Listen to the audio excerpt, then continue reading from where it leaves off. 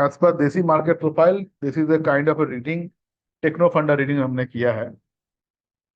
तो as you know this is our मतलब standard जो डिस्क्लेमर रहता है कि हम लोग का ये पढ़ाई के लिए है और नॉट ए ट्रेडिंग सजेशन। आपको अगर ट्रेड लेना है, इन्वेस्टमेंट करना है, तो as per your own wisdom आप खुद एनालिसिस करो, या जैसा करके करना है वो करो। मगर हम लोग क्या करते हैं, एजुकेटेड हाइपोथेसिस करते हैं। As we are not a SEBI registered analyst, तो हम लोग वो नहीं बोल पाएंगे, और ना आप बोल पाओगे ना मैं बोल पाऊंगा। तो न्यू इंडिया एश्योरेंस जो है, NISCL का एक रीडिंग हमने प्रेजेंटेशन बना के रखा है, रेडी रेडी किया है अपने लिए। तो we are discussing on this. चलिए पहले आते हैं मूविंग एवरेज पे। मूविंग एवरेज पे दिस इज दी आपका चार्ट है डेली टाइम फ्रेम में। तो अगर मैं देखूं, एक फॉलिंग वेज की तरफ बन रहा था, ठीक है। ये फॉलिंग वेज का एक हल्का सा ब्रेकआउट किस्म का पैटर्न बनाया है, that too in daily time frame, ठीक है। अब वो कैसे बना, इस लेवल से गिर रहा था, इस लेवल से उठा, और यहाँ पर देखिएगा एक मूविंग एवरेज का लाइन डाला हुआ है। तो ऑलमोस्ट ये 200 EMA, 50 SMA, 13 EMA, 20 EMA, 34 EMA के ऊपर ट्रेड कर रहा है डेली चार्ट। जब ये चार्ट मैंने बनाया था दैट डे वाज 15 अप्रैल। उसके बाद ये 75 या कहीं तक गया था, उसके बाद इस बार नीचे भी आया है, 64 68 के पास क्लोज किया, ठीक है। देखिए ये डेली टाइम फ्रेम में अगर मैंने इसको क्या किया है, वीकली एंड मंथली चार्ट डाला है। वीकली और मंथली चार्ट में देखिए ये RSI को किस पोजीशन में लेके गया है। ये मंथली चार्ट, वीकली चार्ट में RSI है 58, एंड मंथली चार्ट में RSI है 49। तो weekly RSI is not greater, is greater than monthly RSI, मतलब उल्टा हो गया कि आपका monthly RSI is not greater than weekly RSI। तो इसको हम एग्जैक्टली बुलिश नहीं बोल पाएंगे, हल्का बहुत बुलिशनेस है, बट इसने अभी तक 200 EMA को in monthly time frame cross नहीं कर पाया है, as well as in weekly time frame इसका क्लोजिंग अभी तक 200 EMA के ऊपर नहीं हुआ है। तो जब ये 200 EMA के ऊपर क्लोजिंग हो जाएगा, तो इसमें एक बुलिश मोमेंटम देख सकते हैं। देखिए मैंने इसको ऐसा करके लिख के रखा है कि जैसे आपको समझ में आए कि भाई आई एम डूइंग दिस। 15 तारीख का आपका ये था, क्या बोलता है, स्टडी था, तो इसीलिए मैंने एक छोटा सा इन्फ्रेंस बना के रखा है इसमें कि शॉर्ट टाइम फ्रेम में एक बुलिश मोमेंटम बनाया है, मीडियम टाइम फ्रेम में एक बुलिश मोमेंटम बनाया है, स्टिल 200 EMA के ऊपर पूरा पूरी हायर टाइम फ्रेम में सस्टेन नहीं किया है। तो हम लोग इसको थोड़ा वेट एंड वॉच करेंगे कि एक रिकवरी फेज बने, एक बुलिश मोमेंटम बने इसमें, ठीक है। ये है तीनों टाइम फ्रेम के chart, daily, monthly, weekly. Weekly है देखिए। तो एज पर RSI रीडिंग हम लोग जो करते हैं कि एकदम बुलिश है नहीं बोल पाएंगे, मतलब एवरग्रीन फेज नहीं आया है इसमें, इसीलिए इसका एवरग्रीन फेज आने तक हमको वेट करना पड़ेगा। RSI in monthly time frame is not beyond 50 as per the reading made on 15। अभी भी नहीं 50 पार कर पाया है in monthly time frame. So अगर जब क्योंकि ये आपका जो डेली RSI है, डेली RSI भी आपका वीकली RSI से ऊपर में है। तो अगर ये वीकली RSI डेली RSI के ऊपर में रहता, या मंथली RSI वीकली RSI के ऊपर में रहता, तो मैं बोल सकता कि एकदम बुलिश मोमेंटम आ गया है। तो ऐसा हो सकता कि थोड़ा सा ऊपर जाए और थोड़ा बहुत रिटेस्ट करे, नीचे आए, रिट्रेसमेंट करके फिर ऊपर जाए, ठीक है।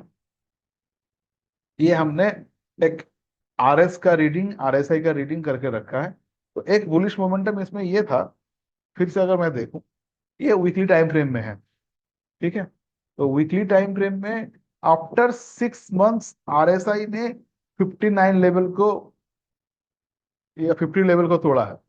ये फिर यहाँ से गया था, ये अप्रैल के बाद, in time some time of mid July, June. उसके बाद ये नीचे आया था 2026 में, फिर ये गया, तो करीब करीब 1 साल हो गया। 1 साल के बाद ये जो एक वीकली टाइम फ्रेम में जो लेवल क्रॉस किया है, this is one kind of a bullish structure.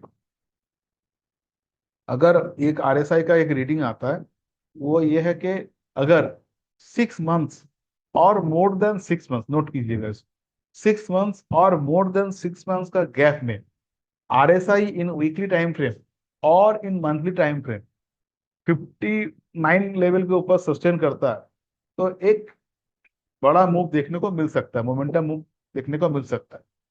तो फॉर 59 लेवल क्रॉस करने के लिए इसको क्या करने का, बेसिक जो लेवल है हम लोग का, जो मेन लेवल हम लोग फॉलो करते हैं 50।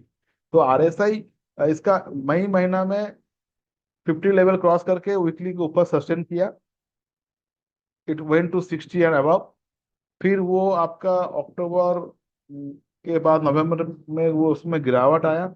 अब जाके करीब करीब एक साल और मोर और लेस 10 मंथ्स ये आरएसआई फिर से ऊपर गया 50 के ऊपर, and it is nearing to 58 और 59 लेवल। तो अगर ये 60 क्रॉस कर जाता है वीकली टाइम फ्रेम में, तो this may bring a bullish momentum in this stock, subject to other market condition. तो this is my small reading on this this thing. क्योंकि डेली टाइम फ्रेम का जो हम लोग का रीडिंग है, कि डेली टाइम फ्रेम का आरएसआई उससे ज्यादा होना चाहिए था वीकली, जो नहीं है, या वीकली आरएसआई से ज्यादा होना चाहिए था मंथली आरएसआई, जो नहीं है। इसीलिए इसको एकदम बुलिश नहीं बोल पाएंगे। There is a pullback and एक अप ट्रेंड आया है, तो we need to observe whether ये बुलिश मोमेंटम सस्टेन करता है कि नहीं करता। अच्छा, अगर आप लोग मार्केट स्ट्रक्चर देख रहे हो, तो एक मार्केट स्ट्रक्चर में मैंने 25-24 का ये जो लेवल आप लोग को शेयर किया था, तो उसमें ये लेवल आ रहे हैं कि इस लेवल में कहाँ से कहाँ प्राइस सस्टेन किया है। एक 2018 से 2022 तक एक स्ट्रॉन्ग बियरिश स्ट्रक्चर है, lower high lower lows, higher lows बना था। तो और 2023-2024 में एक एक्यूमुलेशन जोन बना, इसमें बटोरा गया माल। ठीक है, 2025-2026 में एक कंसोलिडेशन लेवल बना और एक बुलिश फेज बन रहा है। तो नाउ अगर यहाँ से फिर एक्यूमुलेट होता है, ये ब्रेकआउट के बाद फर्दर ब्रेकआउट बन सकता है, तो मोस्ट प्रोबेबली डाउन ट्रेंड नहीं आना चाहिए। हाँ, in case government form any further policy in insurance sector जो उनका खिलाफ जाएगा, तो हो सकता है कि डाउन ट्रेंड आ जाए। And this is the reading of the market profile understanding. 2024 में आईवी हाई आपका 324 था, तो अभी हम लोग 324 पार नहीं किए, तो नॉट बुलिश। ठीक है, जे ये जो लेवल है ना, ये लेवल अभी आप लोग के लिए चैलेंजिंग लेवल है, 187 to 200। जब ये लेवल J24 का जे लेवल, जे का लो अगर सेव करेगा, तभी जाके हम लोग एक ऊपर की लेवल देख सकते हैं। इवन आप 25 में देखो, इसका भी जे का लो 187 है। हाँ, 26 में क्या है, 26 का आईबी हाई है 170। तो हम लोग 170 के आसपास घूम रहे हैं। तो सी का लो जो 116 था उसको सेव किया, अभी 175 के पास आया है। तो अगर ये 170 के ऊपर सस्टेन करता है, तो नेक्स्ट रेजिस्टेंस वुड बी 187 पिछला। एंड 187 के ऊपर इसका फिर नेक्स्ट रेजिस्टेंस क्या आएगा, 210। 210 के ऊपर रेजिस्टेंस क्या आएगा, 200, 324, सॉरी 283, 234। 234 के ऊपर आएगा 283, 290। as because these are the levels which arrived from or derived from the IB high, IB low of previous years। ठीक है, ओके। नाउ देखिए नेक्स्ट मैंने इसको बना के रखा है, ये देखो आप 25 का जो सिस्टम। अभी हम लोग जे हाई को, जे लो को क्रॉस नहीं कर पाए, तो जे लो को जिस दिन क्रॉस करेंगे तो फिर जे के हाई के पास जाएंगे या आईबी हाई के पास जाएंगे। ठीक है, 25 का। और ये 24 का देखो, ये अभी तक 24 का जे लो हमने सेव नहीं कर पाया। अगर जो 24 का जो लोग सेव करेंगे फिर जाके ऊपर जाएगा। तो एक डाउन ट्रेंड से एक पुल बैक आया मंथली टाइम फ्रेम में, देखा जाएगा आगे जाके क्या होता है। And this is the reading of multi time frame high this reading के वीकली और मंथली में कौन सा लेवल में था, तो प्रीवियस मंथ का आपका जो 162 के ऊपर है, तो this is one kind of bullish. This reading was made on 15th, सो वो रिस्पेक्ट से मैं बात कर रहा हूँ। ठीक है, तो प्रीवियस डे के ऊपर रहा तो बाई होगा, ऐसा करके हम लोग बुलिश और बियरिश ट्रेंड देख सकते हैं ऐसा करके। And this is the reading of the value area high and value area low of the weekly, monthly and yearly। तो अगर आप देखो, ये जो कैलकुलेशन निकल के आया है यहाँ पर ही, करंट ईयर का जो आपका पीओसी है वो 175 पे है। करंट ईयर का पीओसी है 175। तो अगर ये 175 मतलब ये पीओसी है, is a kind of a Lakshman rekha. तो 175 के ऊपर सस्टेन करता है तो इसका एक ब्रेकआउट लेवल आएगा, वो ब्रेकआउट लेवल है 189.65, दैट मीन 190। तो आपके 190 के ऊपर मेरा टारगेट पहले रहा 210 का, उसके बाद 234 का, उसके बाद 283, ऐसा कुछ लेवल का है। And all these levels are not calculated by anything else save and except the IB high lows of previous years। Okay।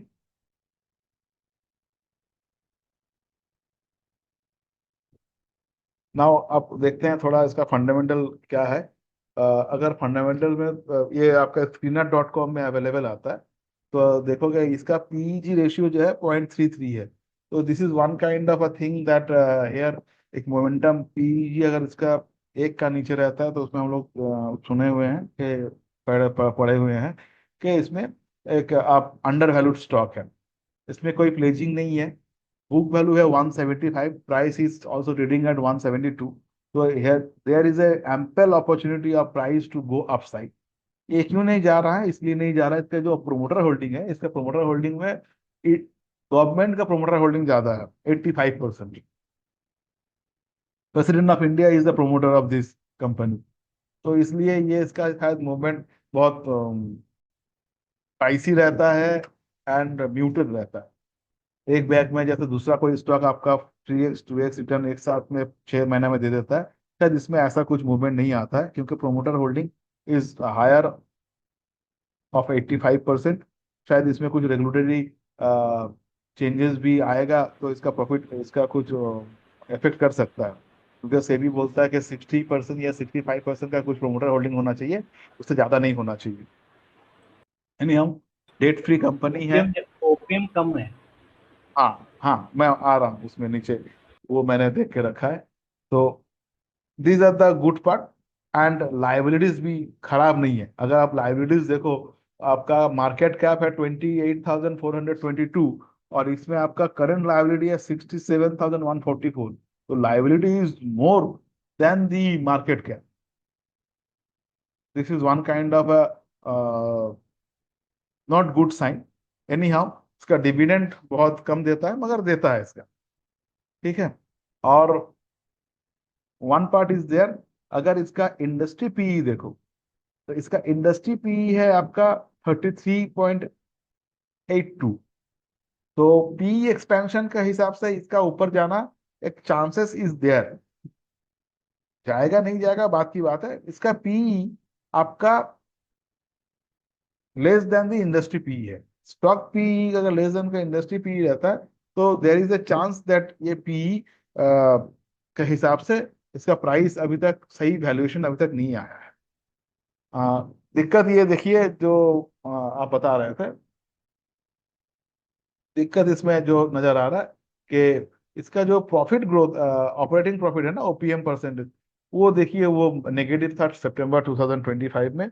दिसंबर में थोड़ा इंक्रीज हुआ है, मगर very nominal operating profit margin है, 2%, 8%, जहाँ अच्छा अच्छा स्टॉक का आपका 15%, 16% रहता है।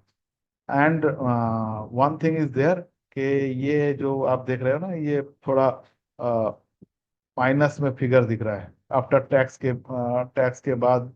इसका जो अदर प्रॉफिट्स है, ये प्रॉफिट घट गया था।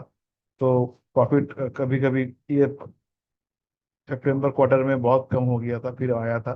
तो ऐसा कुछ खास प्रॉफिट इसमें कर रहा है ऐसा नहीं है। ठीक है। एंड 2023 में मैंने बोला था ना नीचे में आया था, तो देखिए वो -175 आपका इसका प्रॉफिट था, तो लॉस में था। फिर दिसंबर में उसका उसने रिकवरी किया, तो एक लाइन में है। कुछ खास ग्रोथ इसमें एज पर प्रॉफिट मुझे नहीं दिख रहा है। दिस इज द, इसीलिए मैंने इसको रेड लाइन से अंडरलाइन किया है। एंड अगर मैं इसको रीडिंग करूं तो मल्टी बैगर नहीं बन सकता।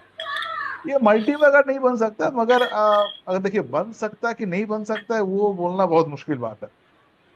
बट टेक्निकल रीडिंग हम लोग जो किए हैं इसमें एक पॉजिटिव प्राइस एक्शन बन रहा है। तो अगर इसमें कुछ फंडामेंटल चेंजेस पॉजिटिव आ जाए तो शायद इसमें एक अच्छा मूव ऊपर को देखने को मिल सकता है। तो देखिए ये इसका एवरेज आपका रिटर्न ऑन इक्विटी है। Compound growth, profit growth is not good, but जो कंपाउंड सेल्स ग्रोथ है उसमें थोड़ा सा एक 12% है, 13% है। This is something not bad as per my small understanding of this thing. हाँ, ये जो मैं बोल रहा था आपको कि आपका ये जो holding of the government president of India का ये 84% है, तो this is the reason why public holding इसमें थोड़ा सा राइज हुआ था इन कंपेरिजन टू 2023। तो मतलब पब्लिक अगर बाई भी करता है तो उसको एकदम लूट जाने का ऐसा लूट जाएगा ऐसा बात नहीं है। It may go muted for some time, जो हमने देखा था 2023 के बाद से। अब थोड़ा सा राइज आ रहा है, तो if it goes above 2010 210, then we may see a good movement in this